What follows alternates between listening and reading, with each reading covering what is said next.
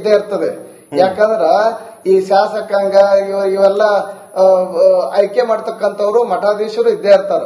ಯಾರ ಓಟು ಯಾರು ಹಾಕ್ತಾರೆ ಎಲ್ಲರಿಗೂ ಓಟಿನ ಒಂದು ಬಲ ಇರುವುದರಿಂದ ಏನಾದರೂ ರಾಜ್ಯದ ವಿಚಾರಗಳು ಬಂದಾಗ ಅಥವಾ ಪ್ರಗತಿದಾಯಕ ಕಾರ್ಯಕ್ರಮ ಕೊಡುವಂತ ಸಂದರ್ಭದಲ್ಲಿ ಅಥವಾ ಯಾವ್ದೋ ಒಂದು ವ್ಯಕ್ತಿತ್ವ ಅಂದ್ರೆ ಯಾವ ಒಂದು ಒಳ್ಳೆ ವ್ಯಕ್ತಿತ್ವಕ್ಕೆ ಏನಾದ್ರೂ ಧಕ್ಕೆ ಆದಾಗ ಎದ್ದೇಳ್ತಕ್ಕಂಥದ್ದು ಸಹಜ. ಅದಕ್ಕೇನು ನನಗನ್ಸಿ ಮಟ್ಟಿಗೆ ನಾನು ವೈಯಕ್ತಿಕವಾಗಿ ತಪ್ಪಲ್ಲ ಅಂತ. ಬಸವರಾಜ ಸ್ವಾಮಿಗಳೇ, ನನ್ನ ಪ್ರಶ್ನೆ ನಿಮ್ಮಿಂದ ನೇರವಾದ ಉತ್ತರವನ್ನ ಬಯಸ್ತೀನಿ ಸ್ವಾಮೀಜಿಗಳೇ, ನಿಮ್ಮಿಂದ ನೇರವಾದ ಉತ್ತರವನ್ನ ನಾನು ಬಯಸ್ತೀನಿ. ಈಗ ಒಬ್ಬ ಒಕ್ಕಲಿಗ ಸಮುದಾಯದ ಹುಡುಗ, ಒಂದು ಕುರುಬ ಸಮುದಾಯದ ಹುಡುಗ, ಒಂದ್ ನಿಮಿಷ ಇಲ್ಲಿ ಕೇಳಿ ಸ್ವಾಮೀಜಿಗಳೇ, ನೀವು ಪೀಠದಲ್ಲಿ ಕೂತಿರ್ತೀರಿ, ನೀವು ಸ್ವಾಮೀಜಿಗಳು ನಿಮಗೆ ಉನ್ನತ ಸ್ಥಾನಮಾನ ಕೊಟ್ಟಿರ್ತಾರೆ, ಮಾರ್ಗದರ್ಶನ ಮಾಡಬೇಕು ಅನ್ನುವಂತಹ ಒಂದು ವಿಶೇಷವಾದಂತಹ ಭಕ್ತಿ ಭಯ ನಿಮ್ಮ ಮೇಲೆ ಇರುತ್ತೆ ನಮಗೆ. ಈಗ ನಿಮ್ಮ ಕಣ್ಣೆದುರುಗಡೆ ಒಬ್ಬ ಒಕ್ಕಲಿಗ ಸಮುದಾಯದ ಹುಡುಗ, ಒಬ್ಬ ಕುರುಬ ಸಮುದಾಯದ ಹುಡುಗ ಬಡದಾಡ್ತಾರೆ, ರಕ್ತಪಾತ ಆಗುತ್ತೆ. ನೀವು ನಿಮ್ಮ ಸಮುದಾಯದ ಹುಡುಗನ ಸೇಫ್ ಮಾಡ್ತಿರೋ ಅಥವಾ ಇಬ್ಬರಿಗೂ ಬುದ್ಧಿ ಹೇಳ್ತಿರೋ ಹೊಡೆದಾಡಬಾರ್ದು, ನೀವು ಸಮಾಜಕ್ಕೆ ಒಳ್ಳೆ ಮಾದರಿ ಆಗ್ಬೇಕು, ಯಾವುದೇ ಕಾರಣಕ್ಕೂ ಈ ರೀತಿ ರಕ್ತಪಾತ ಆಗಬಾರ್ದು ಅಂತ ಹೇಳ್ತೀರಾ, ಅಥವಾ ನೀವು ಆ ಕುರುಬ ಸಮುದಾಯದ ಹುಡುಗನ ಜೊತೆ ಸೇರ್ಕೊಂಡು ಒಕ್ಕಲಿಗ ಸಮುದಾಯದವನ್ನು ಹೊಡಿತೀರಾ?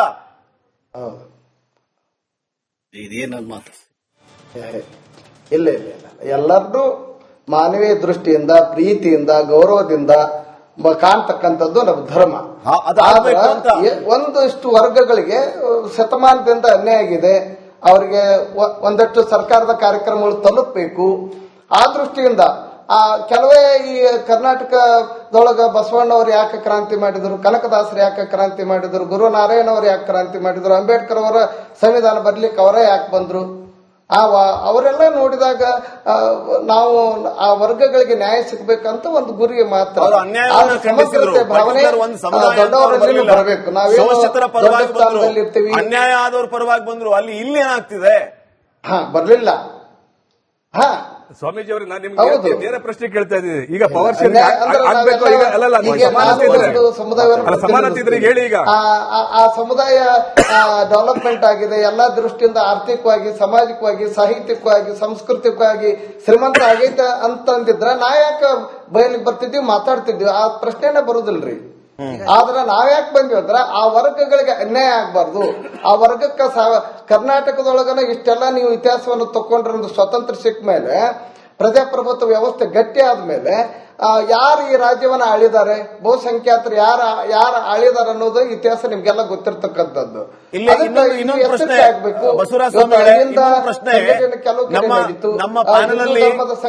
ಬಸವರಾಜ್ ಅವರು ಇನ್ನೊಂದು ಪ್ರಶ್ನೆ, ಇದಕ್ಕೆ ನಿಮ್ಮ ಉತ್ತರ ಬಯಸ್ತೀನಿ ನಾನು. ಈಗ ತೇಜಸ್ ಗೌಡರು ಆಗ್ಲೇ ಪ್ರಶ್ನೆ ಮಾಡ್ತಾ ಇದ್ದದ್ದು, ಹಿಂದೂ ಸಮುದಾಯದ ಮೇಲೆ ಭಾರಿ ದೌರ್ಜನ್ಯ ಆದಾಗ ಸ್ವಾಮೀಜಿಗಳು ಬರಲ್ಲ, ಲವ್ ಜಿಹಾದ್ ಅಂತ ಪ್ರಕರಣಗಳಾದಾಗ ಸ್ವಾಮೀಜಿಗಳು ಬರಲ್ಲ, ಗೋ ಹತ್ಯೆ ಅನ್ನುವಂತ ವಿಚಾರ ಬಂದಾಗ ಸ್ವಾಮೀಜಿಗಳು ಬರಲ್ಲ, ಮತಾಂತರ ಆಗುವ ಸಂದರ್ಭದಲ್ಲಿ ಸ್ವಾಮೀಜಿಗಳು ಬರಲ್ಲ, ರಾಜಕಾರಣ ಅಂದ ತಕ್ಷಣ ಬಸವರಾಜ ದೇವರು ಸೇರಿದಂತೆ ಹಲವರು ಬರ್ತಾರೆ, ಯಾಕೆ?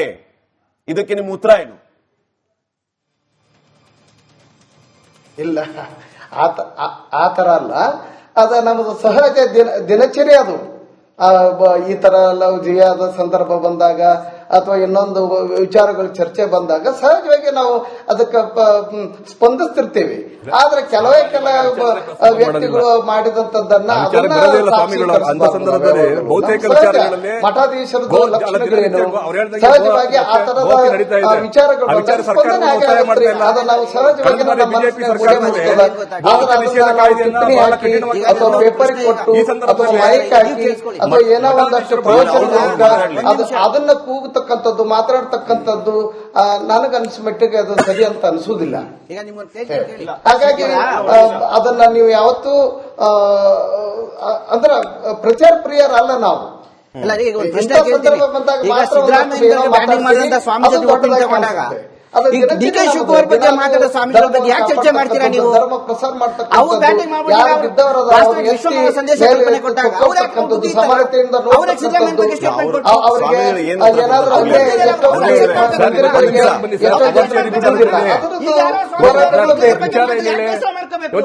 ಮುಖ್ಯಮಂತ್ರಿ ಕೆಲವೇ ಮೇಲ್ವರ್ಗಗಳ ಒಟ್ಟುಗಳನ್ನ ತಗೊಳ್ತಕ್ಕಂಥದ್ದು, ಇರ್ಬೋದು ಅಥವಾ ಆಯಾ ಸಮುದಾಯದ ಜನರನ್ನ ಒಳಗಿರ್ತಕ್ಕಂಥದ್ದು ಅಥವಾ ಕೆಲವು ಜನರು ಹೊರಗಿರ್ತಕ್ಕಂಥದ್ದು ಆ ವ್ಯವಸ್ಥೆಯನ್ನು ಕೂಡ ಗಮನಿಸಬೇಕಲ್ಲ ಸರ್ ಈಗ ಎಲ್ಲಾ ವಿಚಾರಕ್ಕೆ ಬನ್ನಿ ಸರ್, ವಿಚಾರಕ್ಕೆ ಬರ್ತೀವಿ ಸರ್. ಈಗ ನೋಡಿ ಇವಾಗ ಪವರ್ ಶೇರಿಂಗ್ ಆಗುತ್ತೋ ಇಲ್ವೋ ಆ ವಿಚಾರಕ್ಕೆ ಬನ್ನಿ. ಕೇಳಿ, ಈಗ ಸ್ಟೇಟ್ಮೆಂಟ್ ಇರೋದೇನಪ್ಪ ಅಂದ್ರೆ ಎಲ್ಲಾ ಧರ್ಮದವರು ಕೂಡ ಆ ಕಾಲಘಟ್ಟ ಸಮುದಾಯನ ಕಾಪಾಡ್ಕೊಂಡು ಬಂದಿದ್ದಾರೆ. ಫಾರ್ ಎಕ್ಸಾಂಪಲ್, ಈಗ ಯಡಿಯೂರಪ್ಪನವರ ಕಾಲದಲ್ಲೂ ಕೂಡ ಎಲ್ಲಾ ಲಿಂಗಾಯತ ಸ್ವಾಮೀಜಿಗಳು ಬೀದಿಗೆ ಹೋರಾಟ ಮಾಡಿದ್ರು. ಇದೇ ಸಿದ್ದರಾಮಯ್ಯನವರು ಹೋರಾಟ ಮಾಡಿದ್ರೆ ಎಕ್ಸ್ಪೆಲ್ ಜೆಡಿಎಸ್ ಎಲ್ಲಾ ಕುರುಬ ಸಮುದಾಯ ಸ್ವಾಮೀಜಿಗಳು ಹೋರಾಟ ಮಾಡಿದ್ರು. ಕ್ಯಾನ್ವಾಸ್ ಒಂದು ಮಾಡಿಲ್ಲ, ಮನೆಗೆ ಹೋಗೋರು, ಇನ್ನೆಲ್ಲಾನು ಮಾಡಿದ್ರು. ಇವತ್ತು ನಮ್ಮ ಸ್ವಾಮೀಜಿಗಳು ಕೇಳ್ತಿರೋಂಥದ್ದು ಕೇವಲ ಡಿ ಕೆ ಶಿವಕುಮಾರ್ ಅವರ ಮುಖ್ಯಮಂತ್ರಿ ಮಾಡಿ, ಅವ್ರಿಗೆಲ್ಲ ಅರ್ಹತೆಗಳಿದೆ, ಯೋಗ್ಯತೆ ಇದೆ, ಅವ್ರಿಗೆಲ್ಲ ಸಾಮರ್ಥ್ಯ ಇದೆ, ಪಕ್ಷ ಕಟ್ಟಿದ್ದಾರೆ, ನಿಷ್ಪಕ್ಷವಾಗಿ ದುಡ್ದಿದ್ದಾರೆ.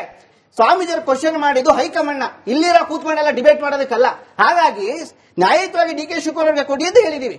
ಜೊತೆಗೆ ಸ್ವಾಮೀಜಿಯವರ ಪಾತ್ರ ಎಲ್ಲಾ ಕಾಲಘಟ್ಟದಲ್ಲೂ ಕೂಡ ಸಮುದಾಯದ ಪರವಾಗಿ ನಿಂತ್ಕೊಂಡಿದೆ, ಧರ್ಮದ ಪರವಾಗಿ ನಿಂತ್ಕೊಂಡಿದ್ದೀವಿ, ಹೆಣ್ಮಕ್ಳ ಪರವಾಗಿ ನಿಂತ್ಕೊಂಡಿದ್ದೀವಿ, ಎಲ್ಲ ಸತ್ಯದ ಪರವಾಗಿ ನಿಂತ್ಕೊಂಡಿದ್ದೀವಿ. ಧರ್ಮದ ಎಲ್ಲಾ ಕೆಲಸಗಳು ಕೂಡ ನಮ್ಮ ಸ್ವಾಮಿಗಳ ಜೊತೆ ನಿಂತ್ಕೊಂಡಿದ್ದಾರೆ. ದೇವೇಗೌಡರ ಪರವಾಗಿ ಕೂಡ ಸ್ವಾಮೀಜಿ ನಿಂತ್ಕೊಂಡಿದ್ರು, ಸದಾನಂದಗೌಡರ ಪರವಾಗಿ ಕೂಡ ನಿಂತ್ಕೊಂಡಿದ್ರು, ಅಶೋಕ್ ಪರವಾಗಿ ಕೂಡ ನಿಂತ್ಕೊಳ್ತಾರೆ. ಇವತ್ತು ಡಿ ಕೆ ಶಿವಕುಮಾರ್ಗೆ ಅವಕಾಶ ಸಿಕ್ಕಿದೆ, ಡಿ ಕೆ ಶಿವಕುಮಾರ್ ಪರವಾಗಿ ನಿಂತ್ಕೊಳ್ತೀವಿ, ಅದ್ರಲ್ಲಿ ಯಾವ ಅನುಮಾನವೂ ಇಲ್ಲ. ನೋಡಿ ಸರ್, ಇವತ್ತು ನೀವೇನು ಡಿ ಕೆ ಶಿವಕುಮಾರ್ ಬಗ್ಗೆ ಮಾತಾಡಿದ ತಕ್ಷಣ ನಿಮ್ಗೆ ಬೇಸರ ಆಗುತ್ತೆ ಅಂದ್ರೆ ಇದೇ ನಿಮ್ಗೆ ಯಾಕೆ ಬೇಸರ ಆಗಿಲ್ಲ? ಇವತ್ತು ಸ್ವಾಮೀಜಿ ಪಾತ್ರ ಇರುವಂತದ್ದು ಸಮುದಾಯ ಕಟ್ಟುವಂತದ್ದು. ಅವರು ಒಕ್ಕಲಿಗರು ಅಂತ ಹೇಳ್ಕೊಂಡು ಆದ್ರೆ ಸಮುದಾಯದ ಎಲ್ಲ ಸ್ವಾಮೀಜಿಗಳು ಒಂದಾಗಬೇಕಾದ್ರೆ ನಮ್ಮ ಕರ್ತವ್ಯ. ಒಕ್ಕಲಿಗರಾಗಿ ಜೊತೆ ನಿಂತ್ಕೊಳ್ಬೇಕಾಗಿದೆ.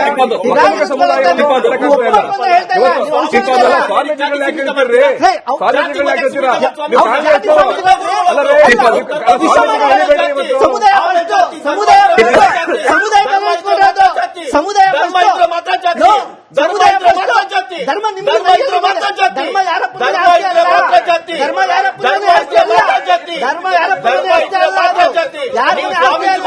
ನಮ್ಮ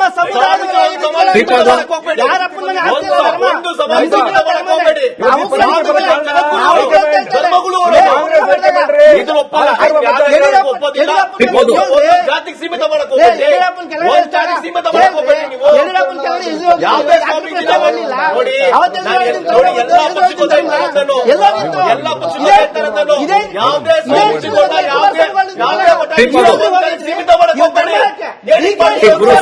ಕಂಟ್ರೋಲ್ ಮಾಡಿ ಡಿವೈಡ್ ಮಾಡಿ ಟೈಮ್ ಶಿವಕುಮಾರ್ ಅನ್ನೋ ವ್ಯಕ್ತಿ ನಿಮ್ಗೆ ಬೇಸರ ಆಗುತ್ತೆ ಅಂದ್ರೆ ಇದೇ ಯಡಿಯೂರಪ್ಪ ಹೋರಾಟ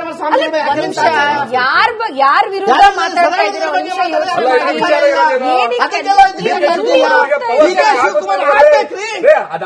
ಆಗ್ಲಿಬೇಕು ಅಂತ ಸ್ವಾಮೀಜಿಯವರು ಪ್ರಸ್ತಾಪ ಸಮುದಾಯದ ದೃಷ್ಟಿಯಿಂದ ನಮ್ಮ ಸಮುದಾಯದ ಮಗ ಮುಖ್ಯಮಂತ್ರಿ ಆಗ್ಬೇಕು ಅಂತ ಹೇಳವ್ರೆ. ಅದು ಬಿಟ್ರೆ ಜೆಡಿಎಸ್ ಹಿಂದೂ ಧರ್ಮ ಸರಿ ಹೇಳಿಲ್ಲ,